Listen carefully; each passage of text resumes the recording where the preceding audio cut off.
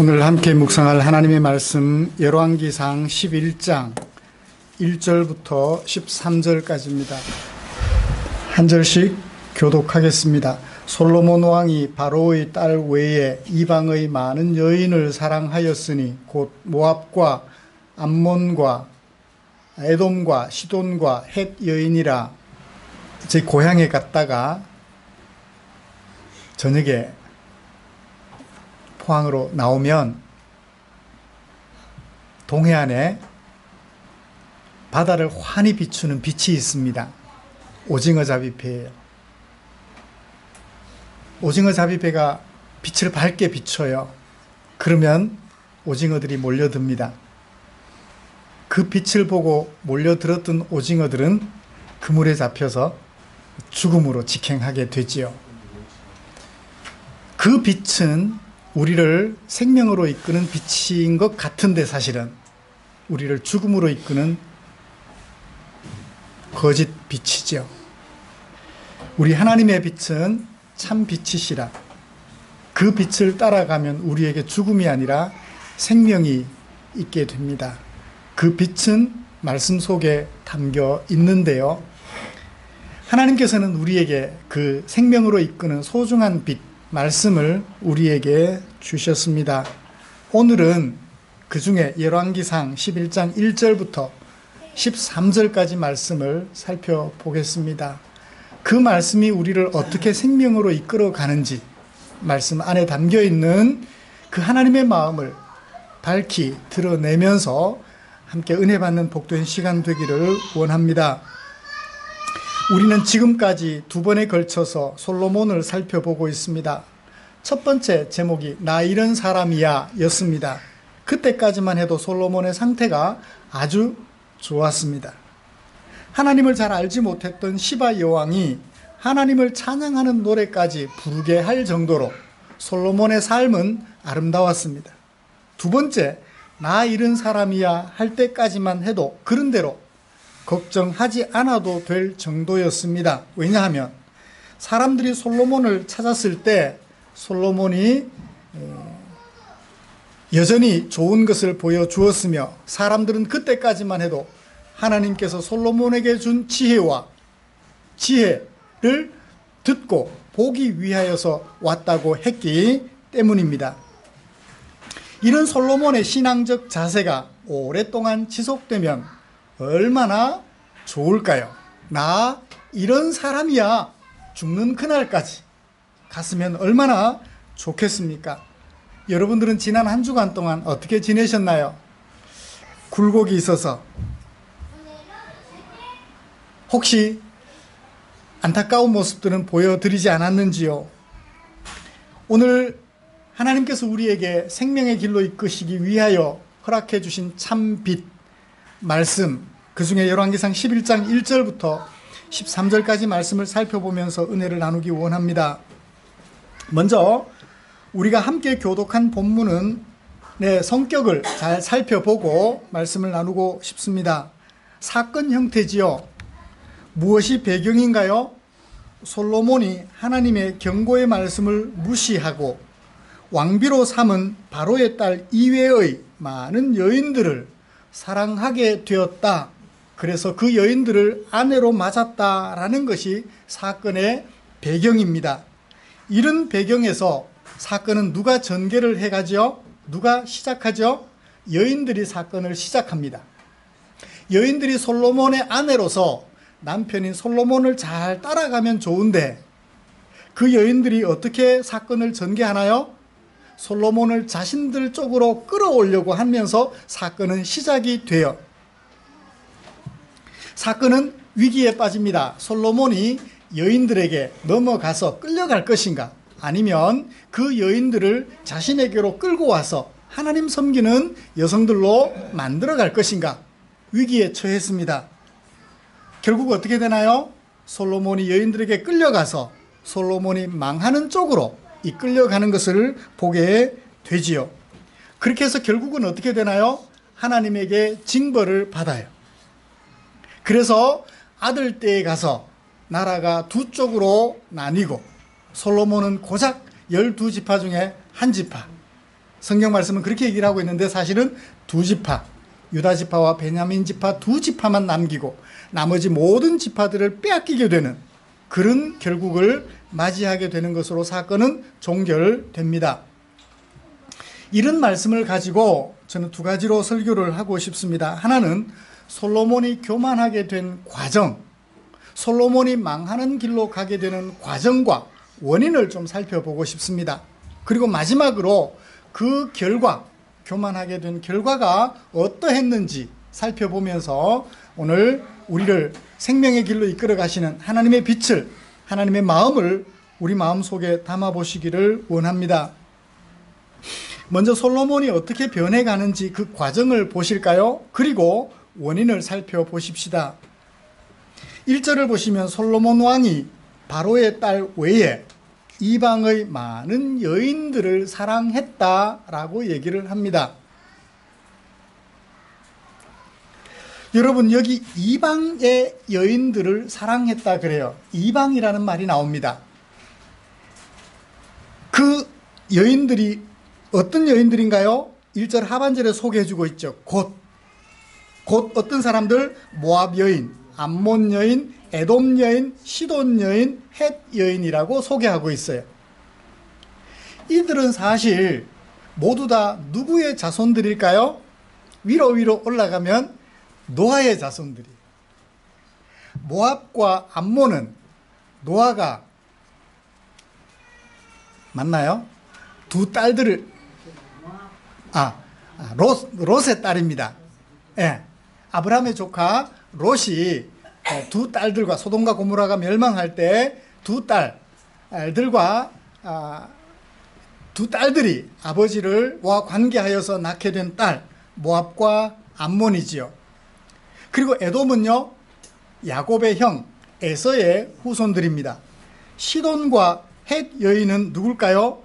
노아의 아들이 셈, 함, 야벳, 그 함의 아들 가나안의 두 아들이 누구냐면 시돈과 헷 족속이에요. 그러므로 결국 높이 올라가면 모두 다 노아의 후손들임을 우리는 알게 됩니다.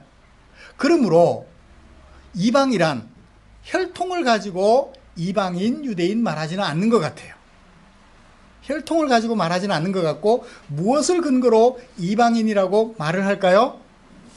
하나님을 섬기느냐 우상을 섬기느냐, 그것을 가지고 이방인이라고 말하는 것을 보게 됩니다. 그렇습니다. 이방인이란 혈통이 문제가 아니라 하나님을 대적하고 우상을 숭배하는 사람, 그들을 이방인이라고 하며, 이방 여인이란 하나님을 대적하고 우상을 숭배하는 여성들 모두를 가리키는 단어임을 알 수 있겠습니다. 그런데 그런 이방 여인을 솔로몬은 하나님을 섬기면서 하나님을 대적하고 우상을 숭배하는 여인들을 하나 또는 두 사람 정도로 아내를 맞았나요? 아니에요. 많았어요.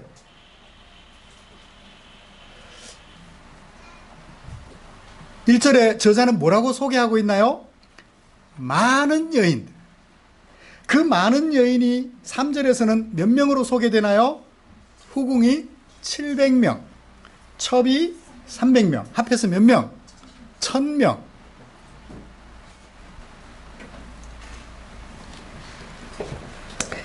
같은 남자로서 이런 솔로몬을 조금은 변명해주고 싶어요. 죄송합니다. 정말 여자를 밝혀서 그렇게 많은 여성들을 아내로 맞이했을까요? 여러분, 1000명 여성을 아무리 남자가 플레이보이라 그러나요? 남자가 플레이보이라 할지라도 1000명의 여성과 생활할 수 있을까요? 글쎄요.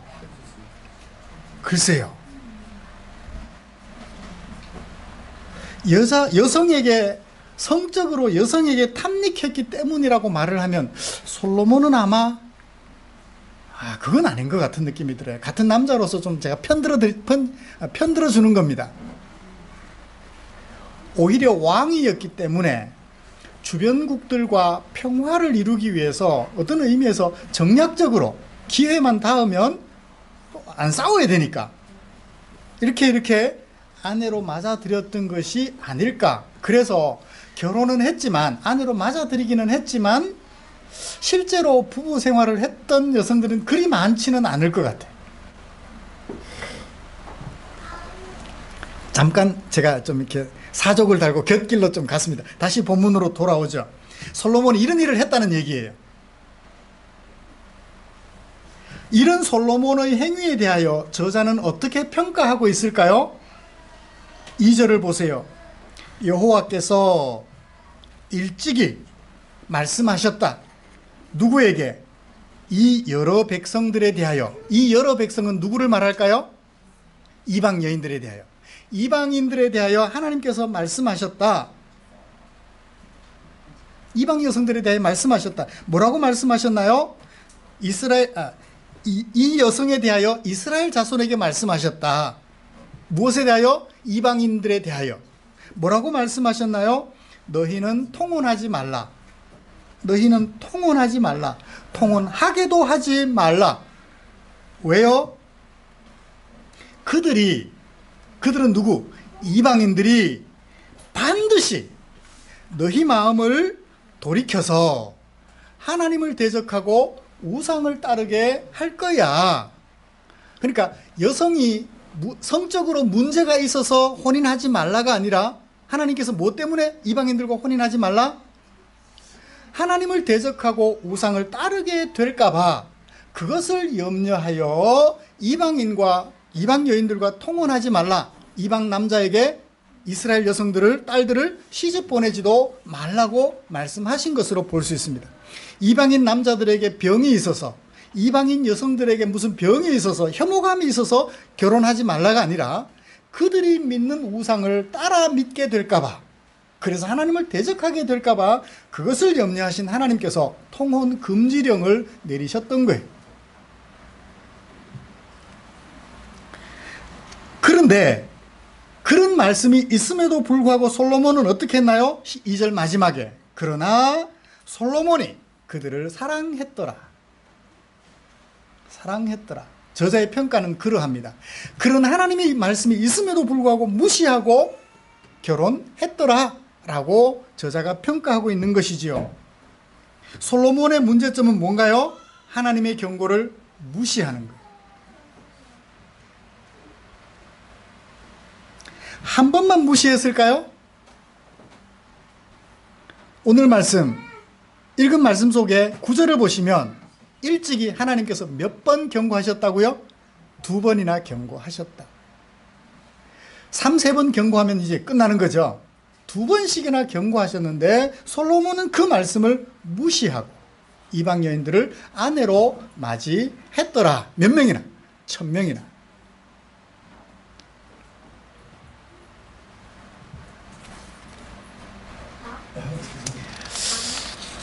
저자가 솔로몬이 너무 많은 여성들을 아내로 맞아서 일찍 죽거나 건강에 문제가 될까봐 걱정해서 이런 말을 썼을까요? 아니에요. 아니에요. 하나님을 대적하고 그 여성들을 따라 우상을 섬기게 될까봐 그것을 걱정해서 하나님께서 말씀하셨고 저자는 그렇게 평가했던 것입니다. 그러면 이제 원인을 찾아보죠. 여러분, 솔로몬은 왜 이렇게 하나님의 경고를 무시하고 많은 이방 여인들과 결혼을 했을까요? 4절을 보십시다.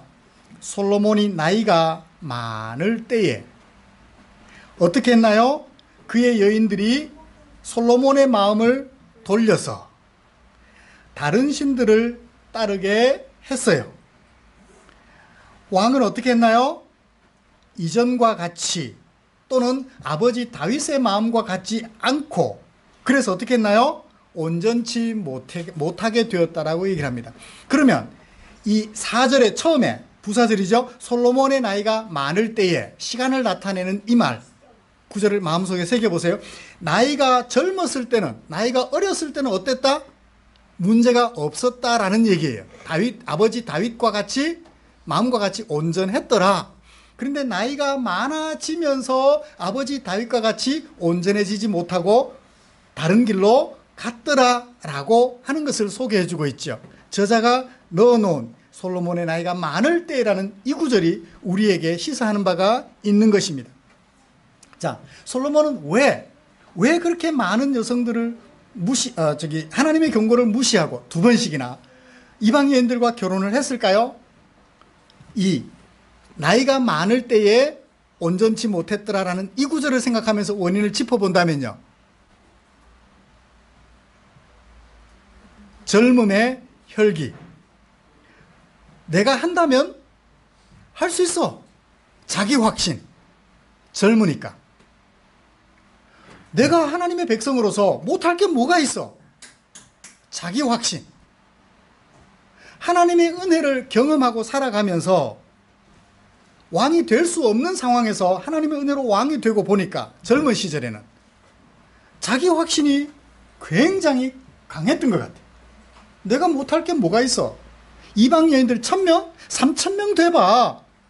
내가 그들을 따라가지 않고 내가 하나님을 섬기는 그 마음 지켜낼 수 있어 라는 자기 확신이 강했던 것 같아요. 그래요, 끊임없이 여인들이 솔로몬의 마음을 하나님에게서 우상으로 돌아서게 하였을 것입니다.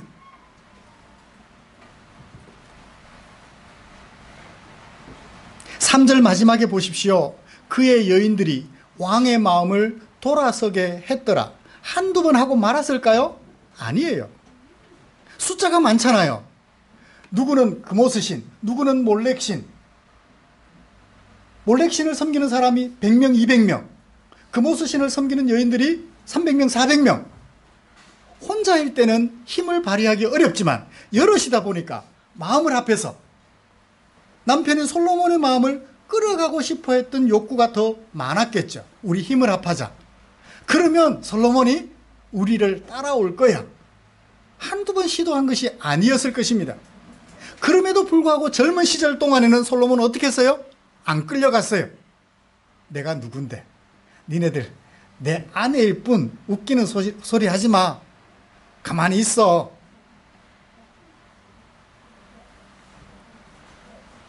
결국 솔로몬의 첫 번째 문제점은 뭐냐면 젊은 혈기에 이미 경험한 하나님의 은혜 때문에 자기 확신이 강해서 넘어가지 않았던 것 같아요. 이 상황이 계속해서 나이 들었을 때도 유지가 되었으면 어땠을까요? 좋았겠죠. 근데 문제가 되고 말았어요. 나이가 드니까 문제가 되고 말았어요. 자, 그 다음에 두 번째 원인을 좀 찾아볼까요? 그 수가 너무 많았어요.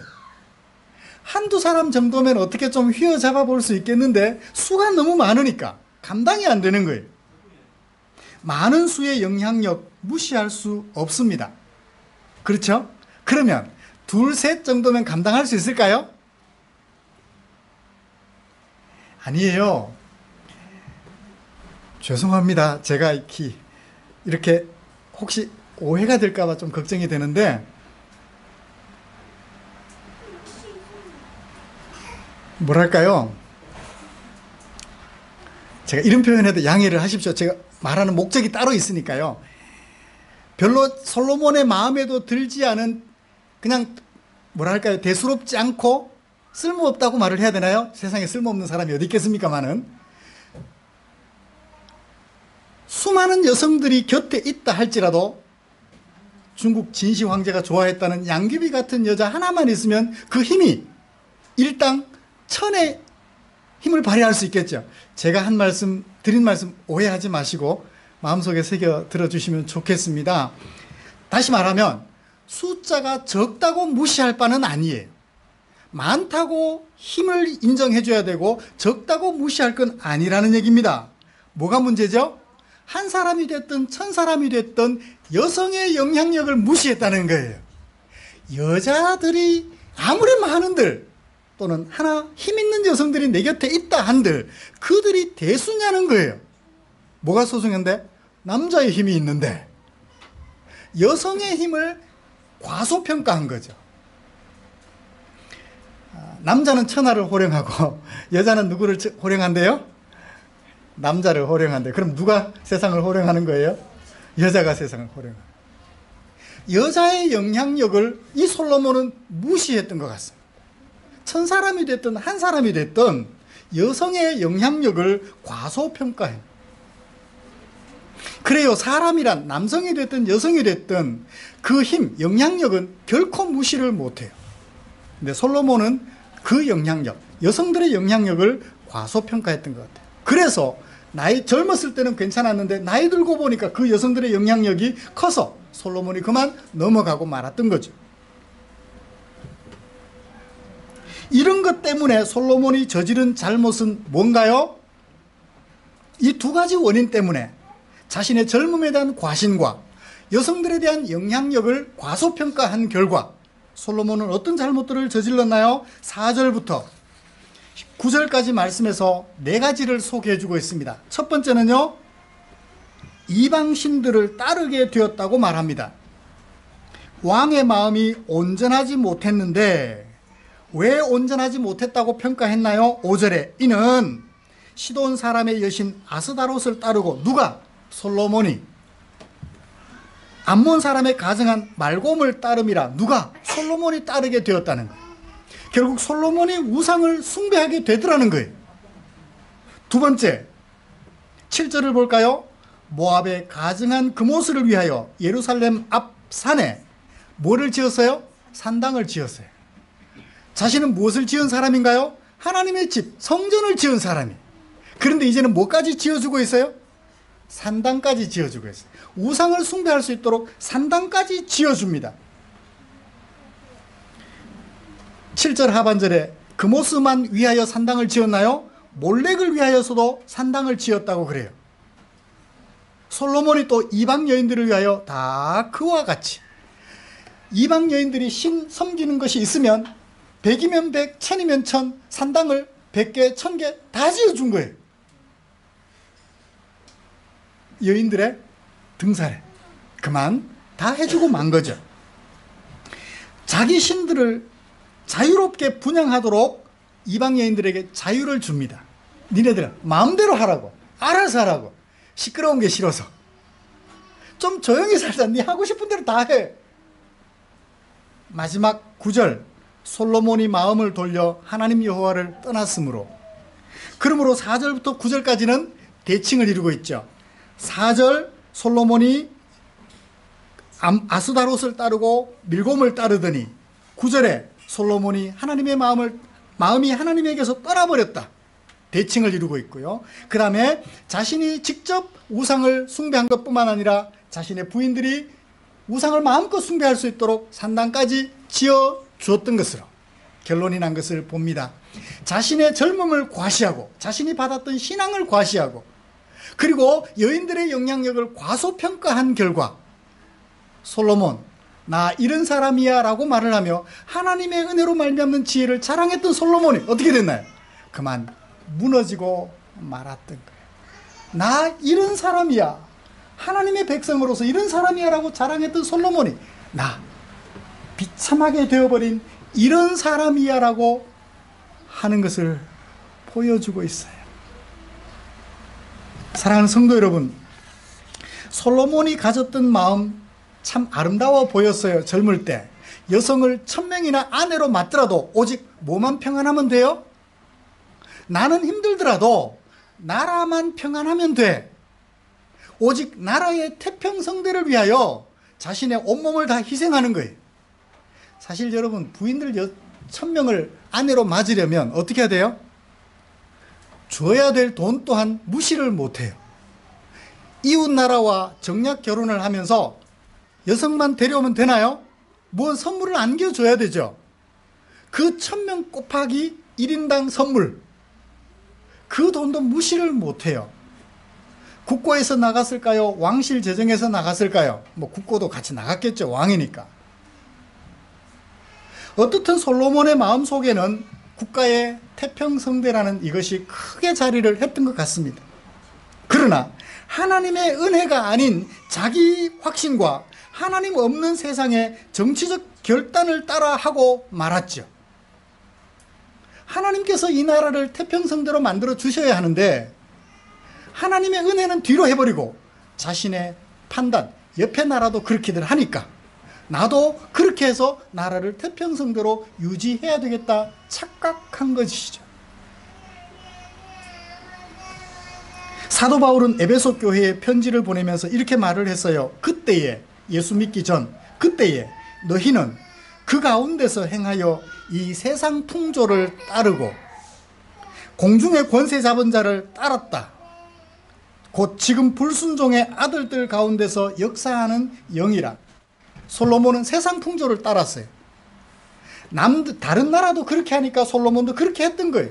자신의 젊음을 과시하고 여성들의 영향력을 과소평가한 결과, 뭐 여자 좀 데려온다고 뭐가 문제냐, 나만 안 넘어가면 되지.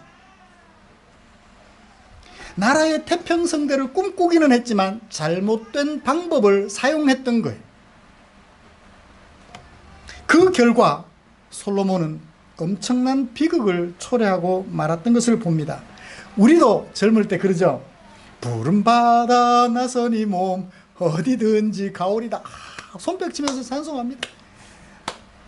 막상 푸른 바다 나서니 몸이 지옥 같은 예수 안 믿는 남편 밑이면 어떻게 돼요?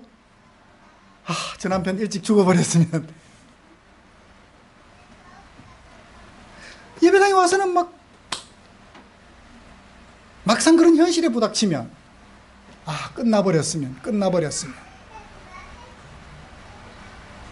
자신을 과신하고 그의 영향력을 과소평가했던 결과 순간 위기에 봉착하는 우리의 모습 봅니다.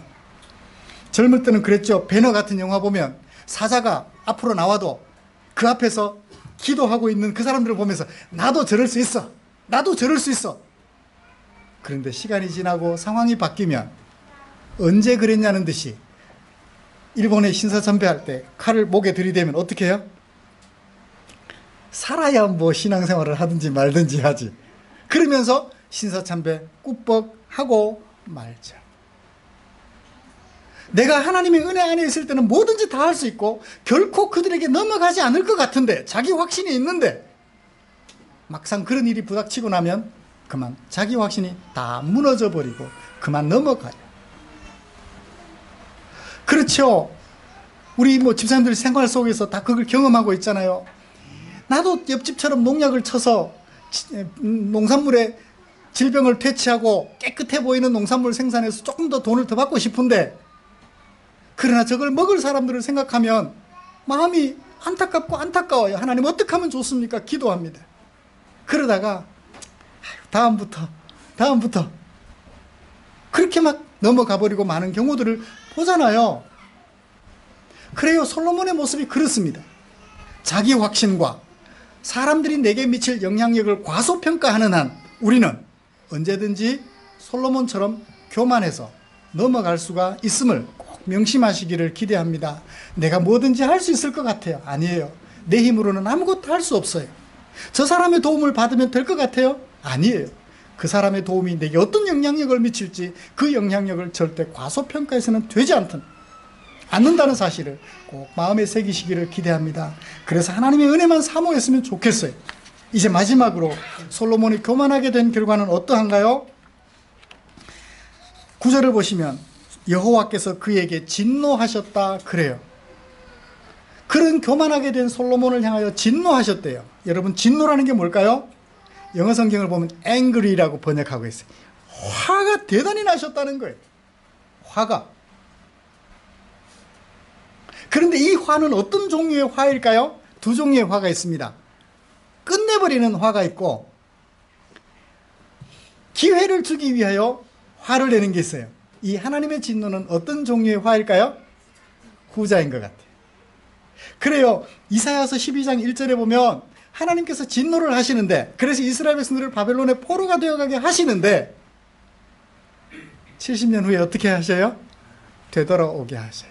다시 기회를 제공하는 진노예요. 사람의 화와 같지 않습니다.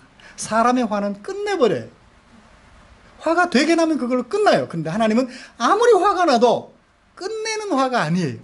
다시 돌이켜 바로 잡는 그런 진노예요. 그런데 하나님께서 갑자기 이렇게 진노하셨나요? 하나님은 조울증 환자실까요? 아닙니다. 9절에 하나님께서 몇 번이나 참으셨다고 얘기를 해요? 2번이나 참으셨대요. 2번이나 경고를 하셨대요. 그래도 안 되어서 진노하셨다고 말씀하고 있는 것을 봅니다. 그래요. 하나님께서 그렇게 진노하신 결과는 어떻게 됐나요? 판결문을 보십시다. 11절. 그러므로 여호와께서 이제 솔로몬에게 판결문을 내리시는데, 판결문 먼저 선고부터 해요. 징역 1년형, 징역 2년형에 선고한다. 이렇게 징역형을 내리는 이유는 판결문이죠. 그래요.